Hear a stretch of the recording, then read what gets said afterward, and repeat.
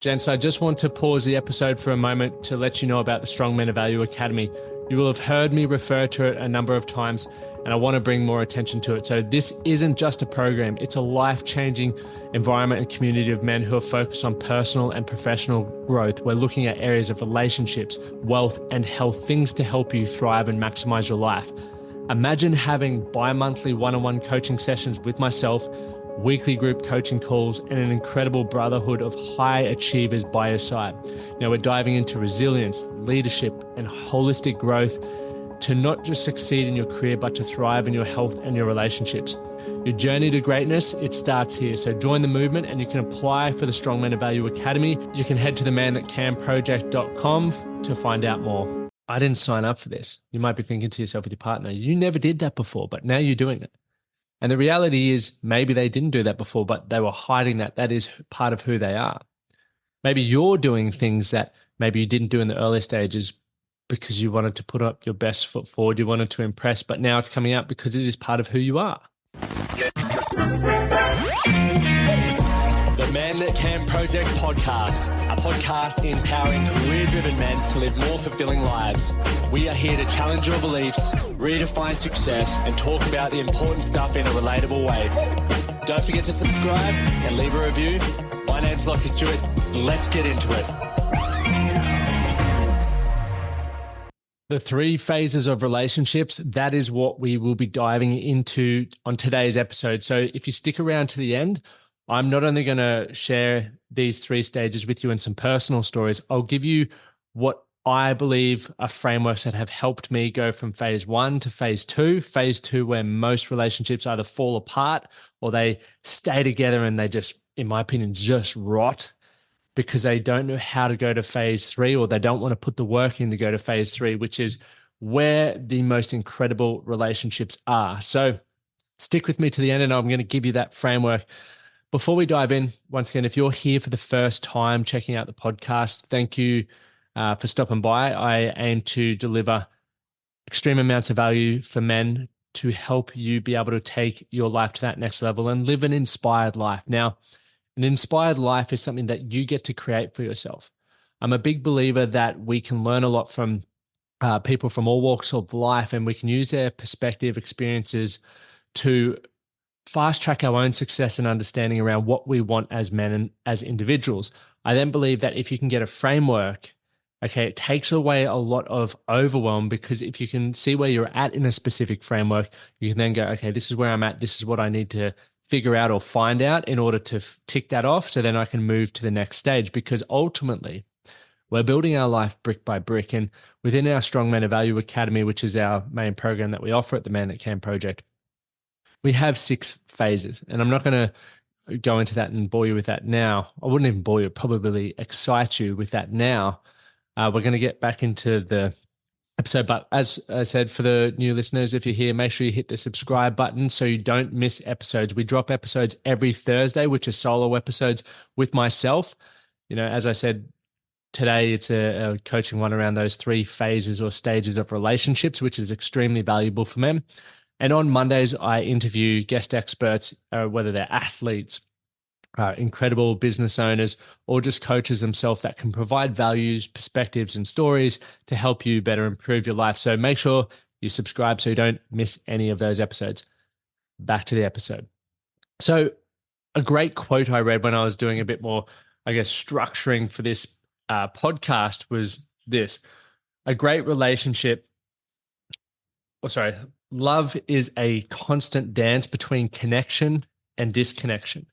And that was by Dr. Sue Johnston. And when I read that, I was like, that's perfect. Like, that really just makes a lot of sense, because when we feel connected to something, for me personally, I feel like I'm valued. I feel like I'm being heard, and I feel like that's reciprocal. That's when I feel like this sense of connection, this sense of belonging. When I feel disconnected, I don't feel valued. I don't feel heard. I don't feel understood. And because life happens in such an incredible way, where sometimes it allows us space and time to prioritize the relationships, other times it may pull you more towards your career or health things, or we all have stuff that pops up which can cause that rift within your relationship. But I think if we can understand that it's that balance, it's that juggling act, we will then be able to work through it. So that was a beautiful quote that I read, but let's go back to the beginning. The first phase is honeymoon phase. I'm going to give you some rough time estimates that I believe they last for, but once again, every relationship, including yours, may be different. The second phase is the conflict phase, and the third phase is the connection phase.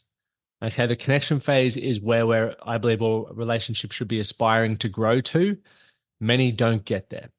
So the honeymoon phase is that special phase, right? It brings together a relief of the reciprocated love with the excitement of the future that is still yet to be created. It's the passionate time, the wild sex. You have the rose-colored glasses on. You cannot see your partner in any shades of bad. But what we need to recognize is that all things in life have this bell curve approach. And as individuals, we all have stuff. And if you want to look into this further, check out Dr. Carl Jung and the shadow work or shadow self, because there's parts of us that we're embarrassed about, maybe ashamed about, that we try to keep in the shadows. We don't want people to see or know about us. And that happens in a relationship as well. The challenge with that is that eventually it's going to rear its head, because if you spend enough time around anyone, their guard's going to drop. And that's going to be the same for you. And we'll go into that in point number 2. Back to the bell curve, for those who are watching on YouTube, you'll be able to see the shape that I'm making. In everything, we've got the ascension, the building phase, the exciting phase when we're motivated, we're learning new things, we feel like we're making progress. That then leads us to the peak point. Okay, and peak we've always seen when you're at the peak of your career, the only way to go is down, right? We've seen it with athletes, musicians, business owners, etc. But what you can do is you can prolong the peak by doing certain things, and that's going to really come to fruition at the end of this when I give you the framework that I believe in. And then we've obviously got the descending or the declination, as if that's the right word, okay, of that process. But when we're ascending, it can happen fast, it can happen slow. But quite often when we're growing, we allow room for the things that maybe irritate you. So as we hit that peak, that's when we really start noticing, hey, man, I didn't sign up for this. You might be thinking to yourself with your partner, you never did that before, but now you're doing it. And the reality is maybe they didn't do that before, but they were hiding that. That is part of who they are. Maybe you're doing things that maybe you didn't do in the early stages because you wanted to put up your best foot forward, you wanted to impress, but now it's coming out because it is part of who you are. And once that honeymoon phase starts wearing off, we move into the conflict stage. One thing that I think is important to highlight here as well is change is the only constant in life. Okay. So even if you don't want to leave your comfort zone and look to grow a relationship and settle with one, change is going to happen. You're going to get older. Okay. Your priorities will change just as a byproduct of where you're at in life. And as a result of that, it means you're going to look at things in different ways. You're going to have probably shape different beliefs, which is important to understand within a relationship.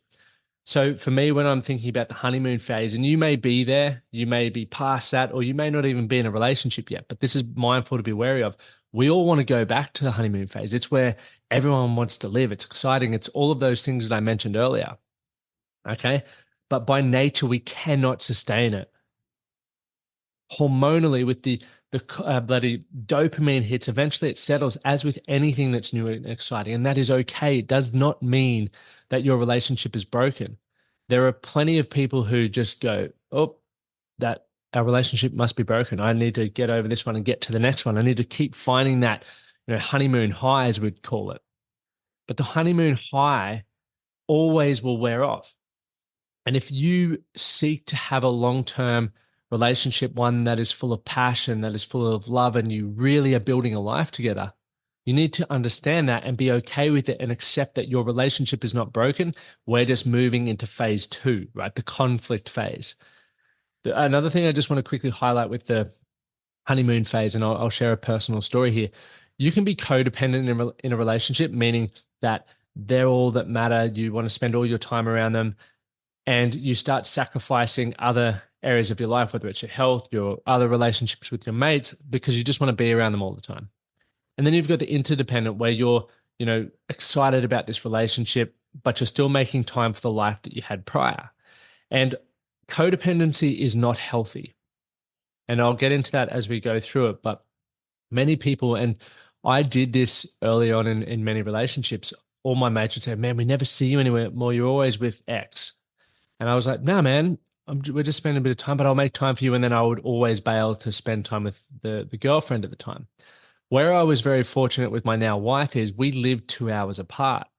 So because we lived 2 hours apart, we were almost forced to be interdependent, meaning we were excited about the relationship. We had all the honeymoon stuff going on, but we were also living 2 hours apart, building our own lives, catching up with our own friends. So we had to deal with the jealousy. We had to deal with the insecurities that maybe we were both bringing into the relationship.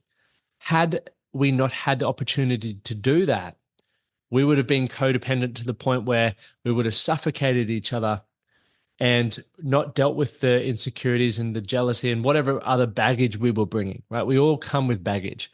And so I believe that is a beautiful thing. And I guess a tip there for those of you who are in the honeymoon phase is make sure you remain interdependent, right? You build the relationship together, you're committed to that, but you're still hanging out with friends. You still got your career and your own goals and ambitions, okay? Outside of that you can focus on. You don't just become solely dependent on the individual. So how to move, obviously time is always going to take you there. It could be anywhere from 3 to sort of 9 months, I believe the honeymoon phase lasts for, but time will have you getting there. So when you're aware of it, you can transition a lot smoother. Things like communicating well is going to be, will help you make that transition a lot easier. Understanding your flaws so you feel comfortable beginning to communicate that, but also as you start noticing some of their flaws, you're not quick to judge. You go, well, okay, that's something that we want to work on, or I want to highlight maybe because it's crossing a boundary, or it irritates you or agitates you, and that's okay. You should talk about that. But when you're aware of that, you're not just going to judge them and put yourself on a high horse as if you don't have any issues and think the relationship needs to be done. And another final thing, because generally in this transition period, people start bickering, they start arguing. Amy and I don't fight. We've never had big fights. So I don't believe you should be fighting personally. I think you can do the work to respect each other enough to have great conversations. But one thing to consider is when your emotions are high, your intellect is low. So be mindful of that. And if you're, in a heightened emotional state, take a break before you finish the conversation. So we're now in phase 2, right? Conflict. It's when the flaws start to expose. We all have them. We start feeling a little bit more comfortable. So we start removing the mask. And as we said, some of you guys may listen to this podcast every week and have an idea of how you think I am as an individual. But it may be very different to if you were part of our academy and you saw me more regularly, or if you were just even one of my mates and you spent a lot more time around me, you might go, I'm seeing a different side. And of course you would. Because when I'm on the podcast, I'm presenting a side of myself that I want to have a bit of influence and education, etc. But I'm human like all of you. There's so much stuff that I need to work on. Okay. And I don't shy away from that. But also not everyone gets to see that because they're not spending a lot of time around me. That means that the same will happen in your relationships. As you start to spend more time with your partner, you'll start noticing those things. If the relationship is important to you, you will start to accept that and go, okay. But if it's crossing boundaries, that's when we need to start communicating to help you start working through this from the conflict phase to the connection phase. Okay, so things in the academy that we discuss a lot, and I'm so grateful for this community because relationships are the cornerstone of our life, whether it's intimate, whether it's with work colleagues, friends, family, and the skills that you can develop there around emotional intelligence, meaning, your awareness, your emotional regulation, how you're showing up in relationships, to your communication, learning to communicate in different ways with different people and communicate honestly with yourself so that you can communicate honestly with people around you, okay?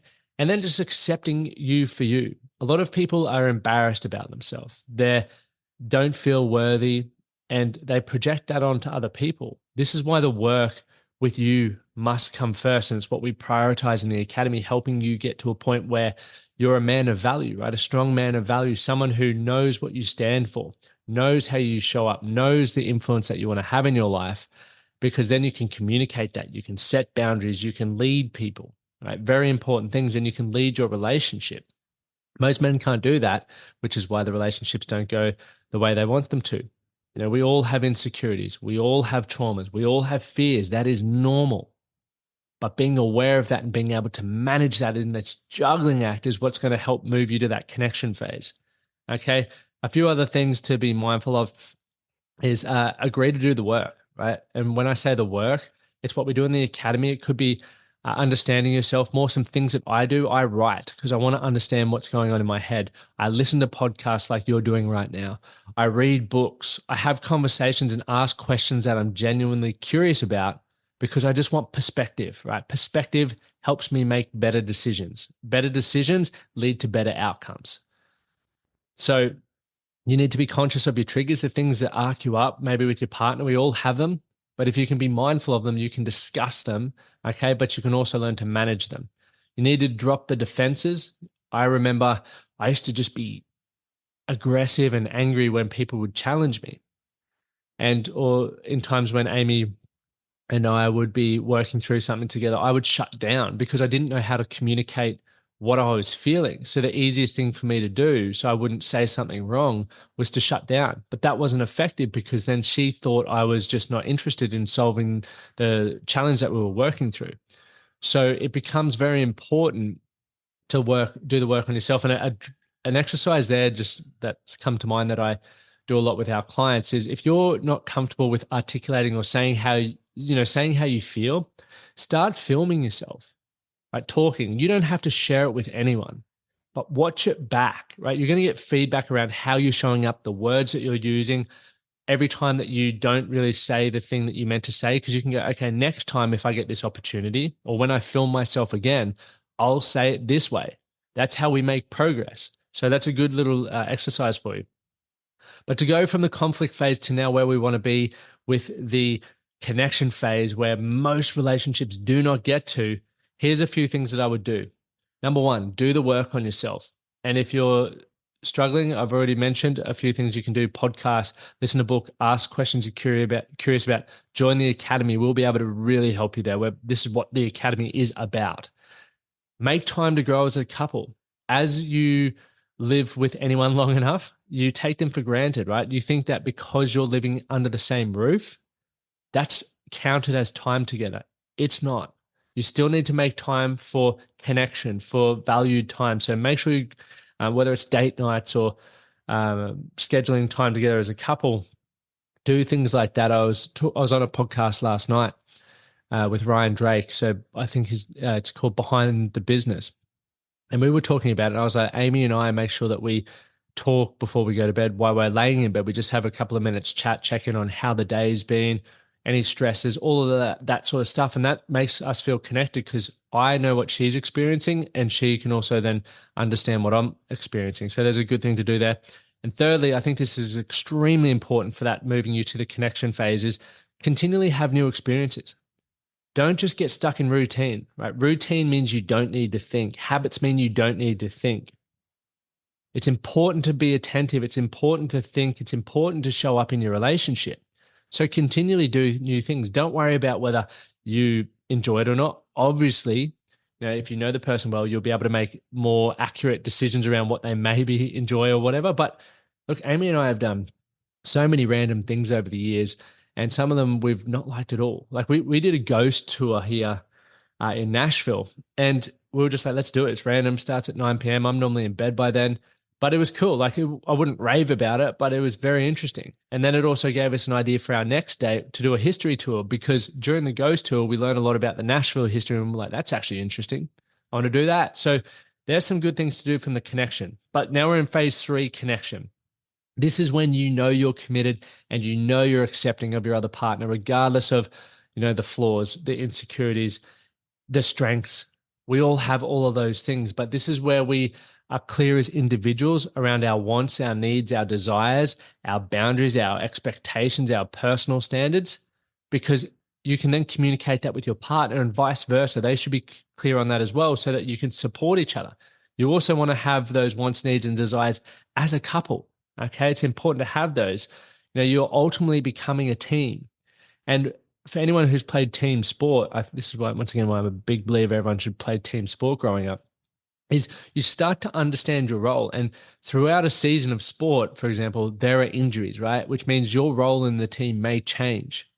Okay, you may get dropped from the team, you may get an injury, right? But your role changes if you're still committed to the same goal. If you're going to have a sook about it and piss off, probably not committed to the team. But if you know that the goal is to build a successful relationship, you will understand that it's not always going to be a 50-50 split, right? In regards to you give one thing, I take the other, and vice versa. Sometimes it could be a 95-5, it could be a 70-30 in regards to who's doing what for who.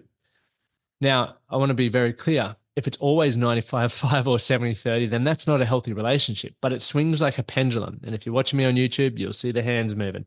But that's how it should be, and you should be mindful of that. Moving to America, we did this for my wife. But prior to that, she's done so much to support me. So the pendulum's swinging back now. We're helping her pursue her career, which meant sacrifices for me. But because we communicate, because we're building something together as a team and as a husband and wife, we're both okay with that. And we understand what our roles are in getting us to where we want to get to. And that has not come without some tough conversations, without plenty of mistakes. But this is where that connection piece matters, because you're a team. And it's not just a feeling, it's those boundaries, the communications, the experiences that you're having. So I want you to think about that. And I hope that's been very helpful for you to understand the differences between the honeymoon phase, which is phase one, generally lasts 6 to 9 months, the conflict phase, which most relationships don't break it past. Some even stay there for 30 plus years, but let's just assume you want to get through that period as quickly as possible. Once again, you won't get through it without a few headaches and bit of banter and back and forth, but you want to get to that connection phase, right? And to me, that it means you are a team. You recognize that you're committed, you're accepting of each other, you're building and growing. You understand that you have flaws, you have strengths, you have weaknesses, but ultimately you're building a life together. Okay. And you continue to show up. I hope you have found that valuable. Next week, I'm going to be talking more on the solo episode. I'll be talking about the stages of communication. Communication is such an important thing, and it really changed my life. And there was a guy who pulled me up at the pub once, and I don't know who this guy is, but he pulled me up, and this sticks in my mind, and it's changed my life in regards to wanting to learn to communicate better, wanting to learn how to say what I mean. I was at a pub, and the guy was, chatting away, and he asked me a question. I can't remember the question, but my response was something along the lines of, "It's effing effed." And he said to me, "Dude, what does that even mean? How about you tell me what you really, or how about you have a go at telling me what you really mean?" And in that moment, I was pissed off. Like, I was like, "How dare you pull me up? I feel embarrassed. I feel not worthy." And that was my own stuff to work on it. But he wasn't insinuating that. He was just wanting to actually understand what I was meaning. So from that moment, I realized pretty quickly I needed to learn to communicate honestly and effective with myself. That's number one. Because the more openly and honestly I could communicate with myself, I could then communicate better with people around me because I knew what I wanted to say. And then I could communicate with the world around me, meaning I could build my influence, I could build my leadership. So make sure you hit the subscribe button. Tune in next Thursday for that episode. But also this Monday is going to be one of my favorite episodes with a guy called Bradley Farquhar. He's done some incredible feats, wants to check out space. He has a very powerful story around that. And some of you may be going, cool dream. When you meet this guy and understand what he's accomplished and what he's done, you'll be like, fuck, this guy probably will actually achieve that. So I look forward to seeing you guys on the Monday episode. Thank you guys for being here. My name's Lachlan Stuart. And as always, do something today to be better for tomorrow. Thank you for listening to the Man That Can Project podcast. My name is Lachie Stuart, and I hope you enjoyed this episode and found it helpful. If you did, please take a moment to rate and review the Man That Can Project on your favorite podcast platform. And don't forget to subscribe to stay up to date with our newest episodes. We'll see you again next time.